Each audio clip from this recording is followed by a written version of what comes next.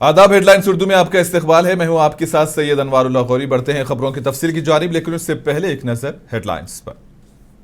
सुर्खियों को पेश करने में ताउन किया है डॉक्टर ऑर्थो ऑयल के साथ साथ डॉक्टर ऑर्थो कैप्सूल्स साथ लेना ना भूलें। वजीर आजम का दौरा चेन्नई दूसरे दिन भी जारी। नरेंद्र मोदी कुछ देर में कई अहम लीडरों से करेंगे मुलाकात।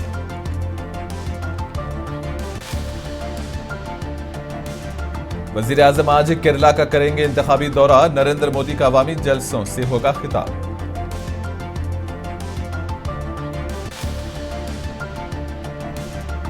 राहुल गांधी दिल्ली से आसाम के लिए हुए रवाना। कांग्रेस लीडर जुलूसों और रैलियों में करेंगे शिरकत।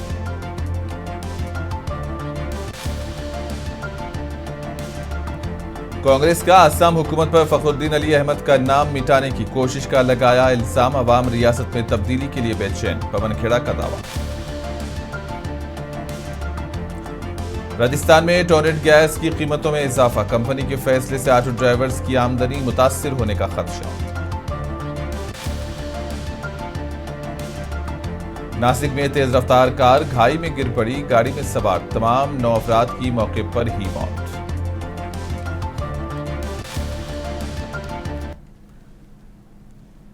वजीर आजम नरेंद्र मोदी चेन्नई के 2 रोजा दौरे पर हैं। वो असेंबली इंतखाबात के सिलसिले में आज चेन्नई में पार्टी के तकरीबन 100 अहम लीडरों और फील्ड वर्कर्स से मुलाकात करेंगे। उन्हें बूथ की सतह पर मजबूती और इंतखाबी हिकमत अमली के बारे में हिदायत दी जाएंगी। वजीर आजम चेन्नई के सियासी तौर पर अहम मेलापुर हलके में एनडीए उम्मीदवार की हिमायत में मुहिम में हिस्सा लेंगे। इसी दौरान इम्कान है कि पीएम मोदी टी नगर जैसे अहम इलाकों में रोड शो मुनक्किद कर सकते हैं। वाज़ेह है कि वजीर आजम 2 रोजा दौरे पर कल चेन्नई पहुंचे थे। इन्होंने गुज़िश्ता रोज पाडुचेरी में एक बड़े रोड शो में हिस्सा लिया था।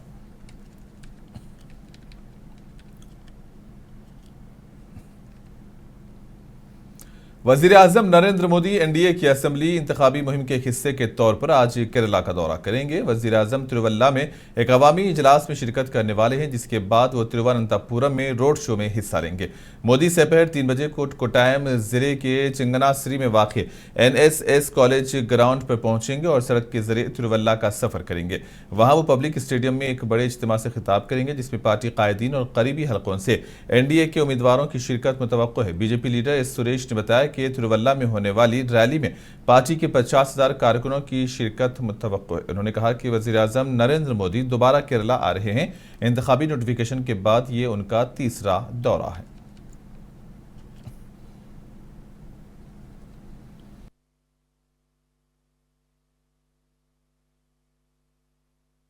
Tomorrow our Prime Minister, Shri Narendra Modi ji is coming again in Kerala. After the election notification, it is his 3rd visit. Tomorrow there will be a huge rally at Tiruvalla. Our 8 assembly constituencies candidates will be on the dais. We are expecting around 50,000 workers gathering at there. Then after the rally at Tiruvalla, he will reach at this Thiruvananthapuram. In Thiruvananthapuram, we are conducting a massive road show, a colorful, enthusiastic road show will be here for receiving our Prime Minister. This is the last lap of election campaign. So, Prime Minister Modi ji's visit will give more energy and more enthusiasm to the BJP Karyatas as well as the public in general. Congress रुकने parliament और लोकसभा में opposition कायद राहुल गांधी आज दोबारा आसाम का दौरा करेंगे। इसी दौरान राहुल गांधी आसाम में इंतखाबी जलसों से खिताब करेंगे। इस मौके पर राहुल गांधी के हमराह कांग्रेस की दीगर कई अहम कायदीन भी मौजूद होंगे। याद रहे कि राहुल गांधी ने इससे आसाम में इंतखाबी जलसों से खिताब करते हुए मुख्तलिफ सियासी मसाइल पर बात करते हुए जोरहाट और कार्बी इंगलोंग जैसे इलाकों में इज्तिमात से खिताब किया था। आसाम कांग्रेस ने बताया कि राहुल गांधी के दौरे को लेकर तमाम इंतजाम मुकम्मल कर लिए गए हैं। इन्होंने कहा कि राहुल गांधी गांधी के जलसों में आवाम की बड़ी तादाद जमा होगी, जिसके लिए आसाम कांग्रेस ने बड़े पैमाने पर तैयारियां की हैं।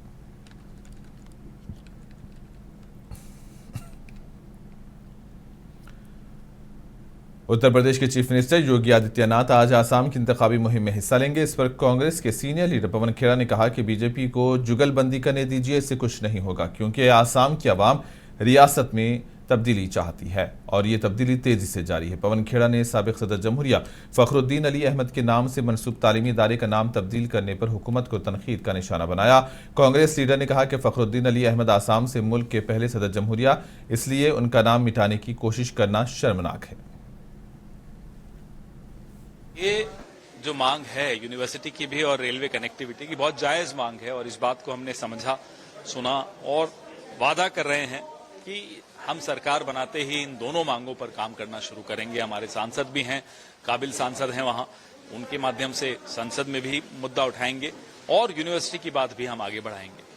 रही बात नाम बदलने की, तो ये फखरुद्दीन अली अहमद साहब देश के आसाम से पहले राष्ट्रपति, उनकी पहचान मिटाने की कोशिश करना बहुत शर्मनाक है।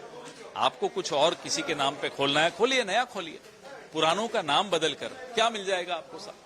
आज आपने फखरुद्दीन अली अहमद साहब का नाम मिटाने की कोशिश की है, कल आप गोपीनाथ बोरदोलोई साहब का नाम बदलेंगे, धीरे धीरे आप सब नाम ही बदलते जाएंगे। क्यों? आसाम की पहचान है। तमिलनाडु असेंबली इंतखाबात के लिए तमाम सियासी जमातों की सरगर्मियों में शिद्दत पैदा हो गई है। इसी दौरान हुक्मरान डीएमके ने भी अपनी इंतखाबी मुहिम में तेजी पैदा कर दी है। इसी दौरान चीफ मिनिस्टर एमके स्टालिन ने भी अपने तौर पर मुहिम तेज कर दी है। स्टालिन ने आज सुबह कन्याकुमारी साहिल पर सुबह की सैर के दौरान लोगों से बातचीत की है। चीफ मिनिस्टर ने लोगों से अपील की है कि वो हुकूमत की कारकर्दगी को देखते हुए अपने वोट का फैसला करें। इन्होंने कहा कि हुकूमत अवामी फलाह व बहबूद को अवलिन तरजीह दे रही है। इन्होंने बीजेपी को निशाना बनाते हुए कहा कि भगवा जमात फिरके वाराना सियासत के जरिए रियासत का माहौल खराब करने की कोशिश कर रही है।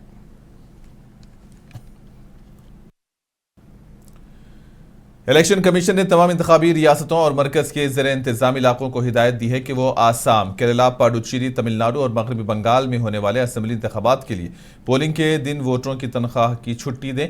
और इलेक्शन कमीशन ने कहा है कि हर वो शख्स जो किसी भी कारोबार, तिजारत, सनती इदारे या किसी दूसरे इदारे में मुलाजिम है और वोट देने का हकदार है, उसे पोलिंग के दिन तनख्वाह की छुट्टी दी जाएगी। और इसमें कहा गया है कि इस तरह की तनख्वाह वाली छुट्टी की वजह से उजरत में कोई कटौती नहीं की जाएगी और कोई भी आजिर जो इन दफात की खिलाफ वर्जी करेगा वो जुर्माने का जिम्मेदार होगा। इलेक्शन कमीशन ने कहा कि तमाम यौमिया उजरत वाले और आरामदा मुलाजिमीन भी इंतखाबात के दिन तनख्वाह की छुट्टी के हकदार हैं।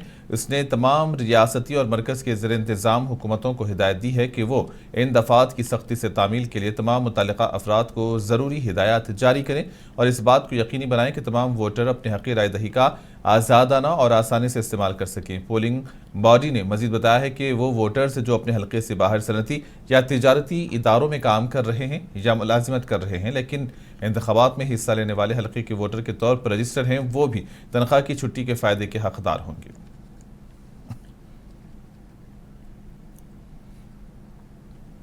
वोटर लिस्ट में बड़े पैमाने पर हज़फ होने का इल्ज़ाम लगाते हुए मगरबी बंगाल के मुर्शिदाबाद के साबिक नवाब खानदान के अरकान ने दावा किया है कि खुसूसी नजरसानी के बाद वोटर लिस्ट से उनके 100 से ज़्यादा नाम हटा दिए गए हैं। बंगाल के साबिक नवाबों की औलाद सैयद फ़हीम मिर्ज़ा ने कहा कि ये ख़ानदान कई नस्लों से इस इलाके में मुकीम है और कई दहाइयों से इंतखाबात में हिस्सा ले रहा है। अहल खाना के मुताबिक उनके नाम वोटर लिस्ट में 2002 तक मौजूद है, लेकिन हालिया नजरसानी की मशक़ के बाद ख़ानदान के सीनियर अफराद और रिश्तेदारों समेत 100 से ज़्यादा नामों को हटा दिया गया। उन्होंने कहा कि जब से मेरा नाम वोटर लिस्ट से हज़फ किया गया है, मैं जानने की कोशिश कर रहा हूं कि इसे कैसे हटाया गया।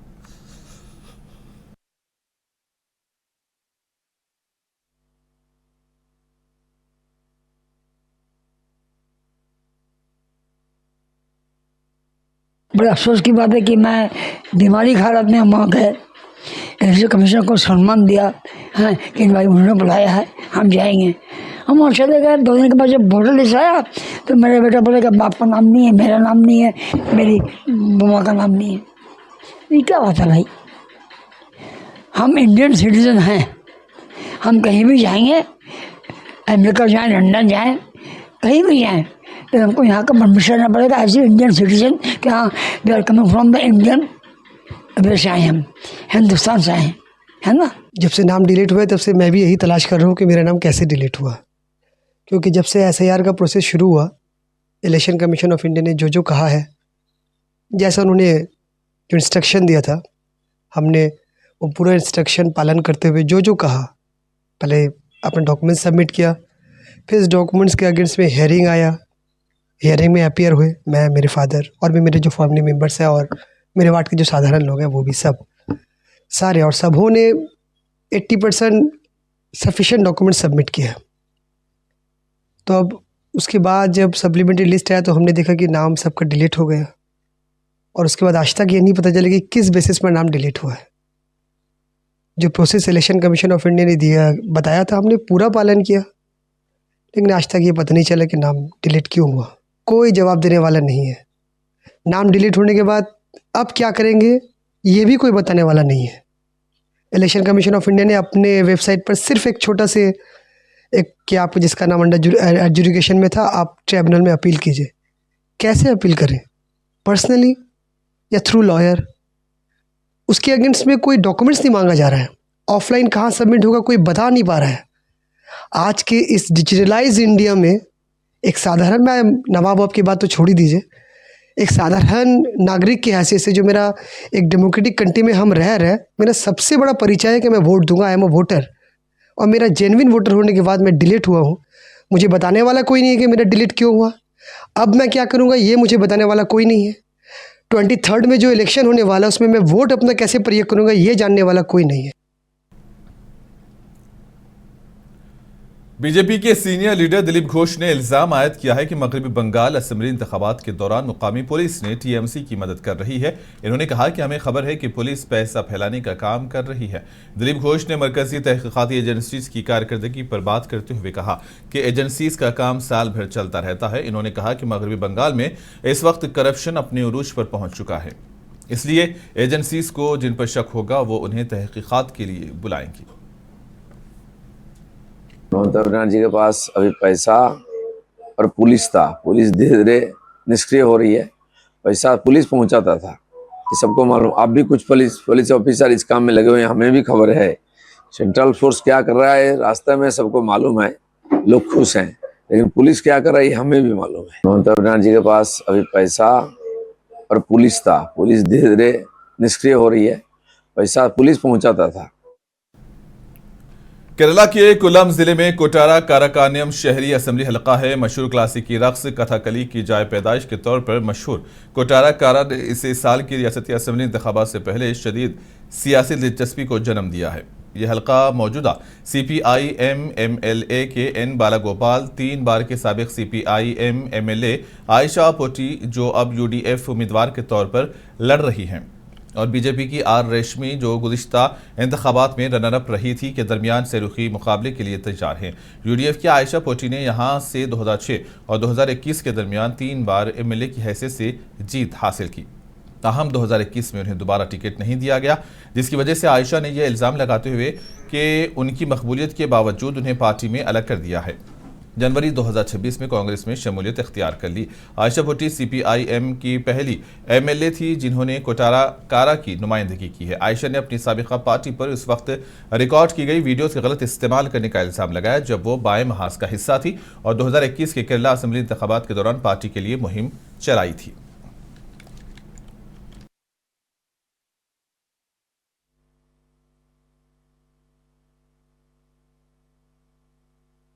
എൻ്റെ ഒരു ജനകീയത ഇനി ഒരിക്കലും ഉണ്ടാകരുതെന്ന് ഉള്ള തീരുമാനത്തിൻ്റെ അടിസ്ഥാനത്തിൽ അവർക്ക് അതുകൊണ്ട് എൻ്റെ ജനകീയത കൊണ്ട് ഇനി ഒരു പ്രശ്നം ഉണ്ടാകരുതെന്ന് മനസ്സിലാക്കിക്കൊണ്ടാണ് അങ്ങനെ പൂർണ്ണമായിട്ടും അവഗണിച്ച് മാറ്റി നിർത്തിയത്.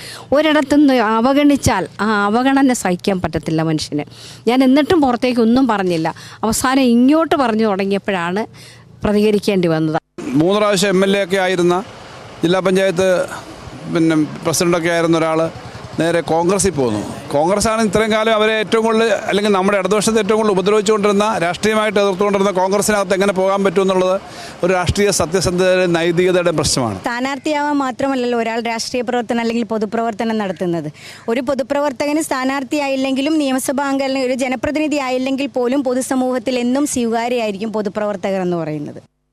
കേന്ദ്രത്തിൽ 12 വർഷം ഭരിച്ച നരേന്ദ്രമോദിജിയുടെ വികസന കാഴ്ചപ്പാടുകൾ അത് കേരളത്തിലെത്തിക്കാനും വിശിഷ്യ കൊട്ടാരക്കരയിൽ ഉള്ള ഒരു നടപടികളുമായാണ് बीजेपी ने गुजरात में रहने वाले बंगाली कारकुनों को असेंबली इंतखाबात में वोट डालने घर ले जाने के लिए 4 खुसूसी ट्रेनों का एहतमाम किया। गुजरात में काम करने वाले बंगाल के तकरीबन 5,000 लोगों के लिए ट्रेन की सवारी मुफ्त होगी। याद रहे कि बंगाल में असेंबली इंतखाबात 2 मरहलों में 23 और 29 अप्रैल को होंगे, जबकि यहां वोटों की गिनती और नताइज का ऐलान 4 मई को किया जाएगा।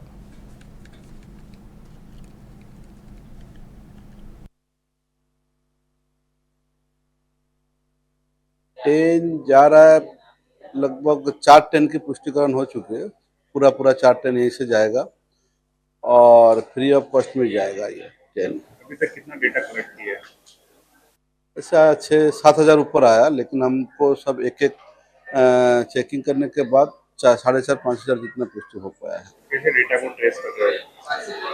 उनका पहले तो वहाँ पे वोटिंग होना चाहिए, कौन सी एरिया में वोटिंग है, कौन सी एरिया में कौन प्रार्थी है, वही सब हम चेक कर रहे हैं। जुमा की शब 4 ममालिक में जलजले के झटके महसूस किए गए। इतलात के मुताबिक हिंदुस्तान, पाकिस्तान, अफगानिस्तान और ताजिकिस्तान में जलजले के झटके महसूस किए गए। जलजले का मरकज अफगानिस्तान ताजिकिस्तान के सरहदी इलाके में अफगानिस्तान के हिंदुकश के इलाके में था। बताया जा रहा है कि 5.9 शिद्दत का जलजला था। इतलात के मुताबिक उन झटकों की वजह से अफगानिस्तान में मकान गिरने से 8 अफराद हलाक हो गए, जबकि बाज़ दीगर के जख्मी होने की भी इतला है। ताहम दीगर ममालिक में किसी जानी नुकसान की कोई इतला नहीं है। मालूमात के मुताबिक जलजले का मरकज 71.01 डिग्री मशरक़ी तुल बलद और 36.52 डिग्री शुमाली अर्ज़ बलद पर था, जबकि इसकी गहराई 175 किलोमीटर रिकॉर्ड की गई।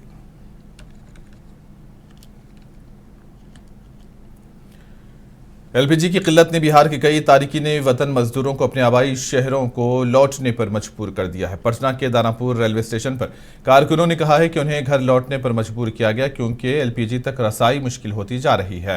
इन्होंने कहा कि उन्हें या तो कम गैस वाले सिलेंडर मिल रहे हैं या फिर तवील ताखीर के बाद मिल रहे हैं। इन्होंने कहा कि होटलों का खाना नाकाबिले बर्दाश्त हो गया है, वहां कीमतें भी बढ़ गई हैं और इस तरह के मनाजिर गया स्टेशन पर देखे गए। गुजरात और दिल्ली में काम करने वाले कई कारकुन अपने गांव वापस लौट रहे थे क्योंकि वो एलपीजी तक रसाई से कासिर थे जहां वो रह रहे थे।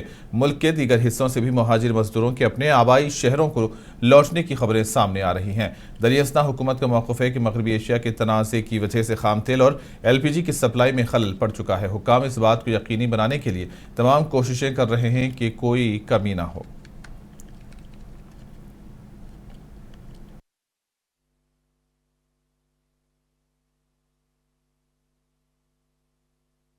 कहाँ पर काम कर रहे हैं तो वहाँ पर काम भी नहीं मिल रहा है और उसमें सिलेंडर की महामारी चल रही है। सिलेंडर इतने महंगे बना रही है। तुम लोग खाना पीना कैसे बना रहे हो या होटल में खा रहे हो? होटल से लेके खाना खाते हैं। होटल में क्या पहले से महंगा है कि सस्ता है? क्या है? बहुत महंगा है सर। एक टाइम का खाना खाने में 3 आदमी 400 रुपये जाती है। घर आए अपना गैस क्यों प्रॉब्लम था और काम वाम भी नहीं चल रहा था बराबर। गैस नहीं मिल रहा था, एकदम गैस नहीं मिल रहा था, नहीं बराबर खाना नहीं बन रहा था, लकड़ी पे खाना बन रहा था। दिक्कत यही सबसे ज्यादा है कि मानो गैस नहीं मिल रहा है हम लोग को।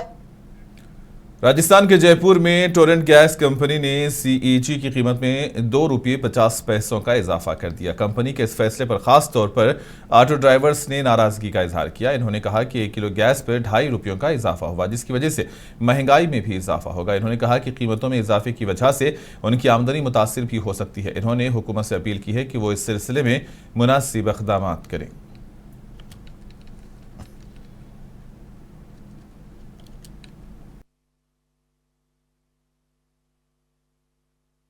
सीएनजी भैया देखो, जैसे अभी 91 थी सीएनजी, अब 93.40 हो गया, तो उस हिसाब से एक केजी पे 2 रुपये किलो, 2.5 रुपये केजी का फर्क पड़ गया है।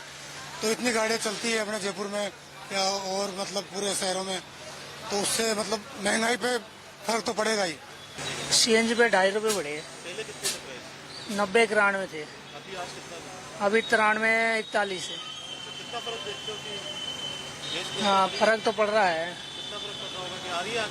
नहीं आ तो रही है, मगर फिर भी समस्या तो आ ही रही है। अब देखो, बढ़ भी सकते हैं, नहीं भी बढ़े, दोनों ही काम है। कारण आगे से माल की सप्लाई थोड़ी कम हो रही ना, इसलिए थोड़ा आने। नासिक जिले के डिंडोरी में जुमा की रात एक अलमनाक हादसा पेश आया। समाजी इज्तिमा से वापस आने वाले लोगों को ले जाने वाली एक तेज रफ्तार कार अचानक कंट्रोल खो बैठी और कुएं में जा गिरी। इस हादसे में 7 तुलबा और 2 वालिदैन मौके पर ही दम तोड़ गए। यह वाकया शिवाजी नगर इलाके में पेश आया, जहां कार कुएं में गिर पड़ी। तेज आवाज सुनकर करीबी रिहायशी फौरी तौर पर जाए वक़ुआ पर पहुंचे और इंतजामिया को इतला दी। कार को क्रेन की मदद से बाहर निकाला गया, लेकिन तब तक तमाम 9 अफराद हलाक हो चुके थे। मरने वालों में दरगोड़ खानदान के 5 अफराद शामिल हैं, जबकि दीगर 4 रिश्तेदार बताए जाते हैं। सभी डिंडोरी तालुके के इंदौर गांव के रहने वाले थे।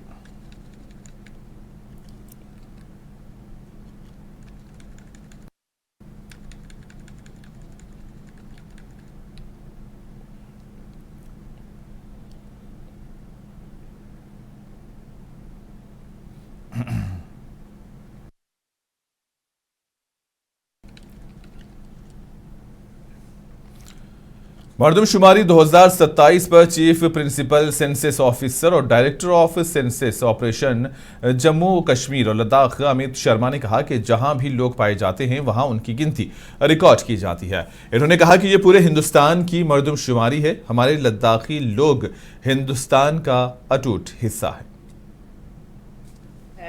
कि ये एज इज वेयर इज वाला कॉन्सेप्ट चलता है इसमें। तो जो लोग जिस जगह पाए जाते हैं, जहां पे होते हैं, उनका हेड वही काउंट होता है उनका। फिर ये पूरे भारत हिंदुस्तान की मर्दमशुमारी है। तो आप भारत का अभिन्न अंग है, हम सब भारत का अभिन्न अंग है, हमारे लद्दाखी लोग। तो ये लद्दाख की पॉपुलेशन काउंट होता है। जैसे मैं आपको बताना चाहता हूं कि फौज बड़ी तादाद में है यहाँ पे। तो अब जम्मू कश्मीर के बारामूला में आज सुबह से ही बारिश का सिलसिला जारी है। एक मुकामी शख्स ने कहा कि आज सुबह से बारिश हो रही है, जिसकी वजह से पानी जमा हो गया है और लोगों के लिए मुश्किलात पैदा हो रही हैं। इन्होंने कहा कि स्कूल आने जाने वाले तुलबा को भी बारिश की वजह से मुश्किलात का सामना करना पड़ रहा है। इंतजामिया ने कहा कि हम अपनी जानिब से आवाम को राहत पहुंचाने की हर मुमकिन कोशिश कर रहे हैं। इस सिलसिले में उन्होंने आवाम से भी ताउन करने की अपील की है।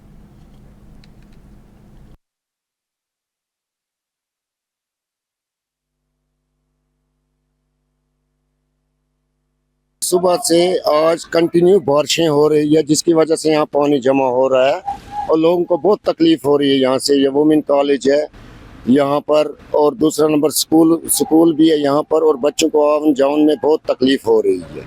इसलिए हमारा अमला सुबह से ही लगा हुआ, आप देख रहे हैं, हमने सुबह से ही गाड़ी यहाँ लगा रखे ताकि पानी यहाँ से ख़त्म हम कर सके। अब मसला यूँ इस तरह से कोटा इंजीनियरिंग और मेडिकल के दाखिले के इम्तिहानात के लिए हिंदुस्तान के सबसे बड़े कोचिंग मरकज के तौर पर बड़े पैमाने पर पहचाना जाता है। ताहम ये 2023 और 2025 के दरमियान सुस्त रवि का शिकार रहा। एतलात के मुताबिक तकरीबन 2.5 लाख तुलबा की तादाद में 30 से 40% तुलबा की कमी हुई है। ताहम अब 2026-27 के तालीमी सेशन के दाखिले शहर के कोचिंग मराकज में तुलबा के इंदराज में 20 से 30% इजाफे की निशानदही करते हैं। शहर में हॉस्टल और मेहमानों की सहूलियात बढ़ती हुई तलब की तादाद को पूरा करने के लिए तैयार हो रही है। मुल्क भर से वालिदैन और तुलबा का कहना है कि उन्हें कोटा की कोचिंग माहौलियाती निज़ाम पर एतमाद है, और उन्होंने मजीद कहा कि ये इंजीनियरिंग और मेडिकल कॉलेजेस में दाखिलों के ख्वाहिशमंदों को वसी तर मौक़े फराहम करता है।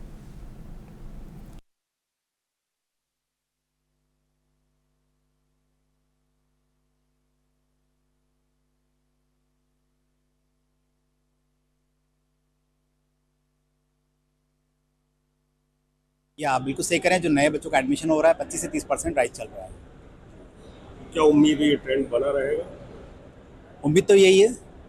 अगर स्थितियाँ हमारे कोटा शहर के लोग भी काफ़ी अच्छा कॉपरेट कर रहे हैं, हॉस्टल्स के अंदर भी व्यवस्था सब सुधर रही है। कोटा किस तरह से तैयार है इन बच्चों का? कोटा पूरी तरह तैयार है। कोटा के लोगों को मालूम है कैसा करना है, क्या करना है और कब करना है। इंस्टीट्यूट के अंदर अच्छी खासी भीड़ अभी दिख रही है।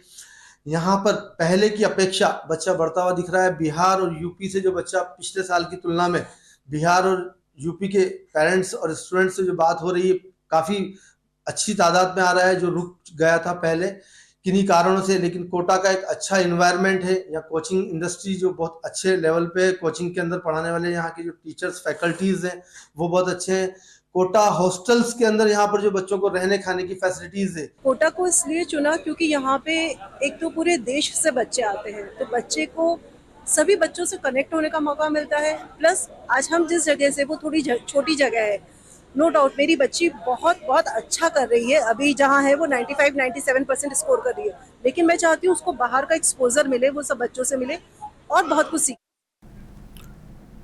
आईपीएल के एक मैच में पंजाब किंग्स ने साबिक चैंपियन चेन्नई सुपर किंग्स को 5 विकेट से शिकस्त दे दी। पंजाब किंग्स को जीत के लिए 210 रन की जरूरत थी, जो उसने 5 विकेट गंवाकर हासिल कर लिए।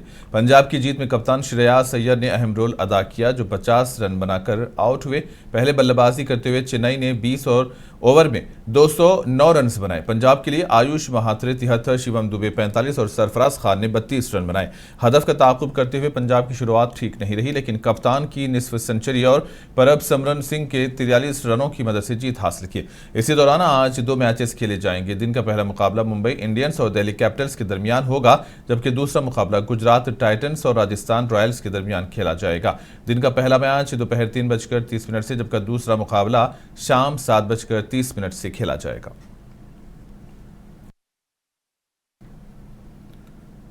और इसी के साथ ही खबरों का सिलसिला यहीं पर इख्तिताम पजीर होता है। दीजिए इजाजत, आदाब।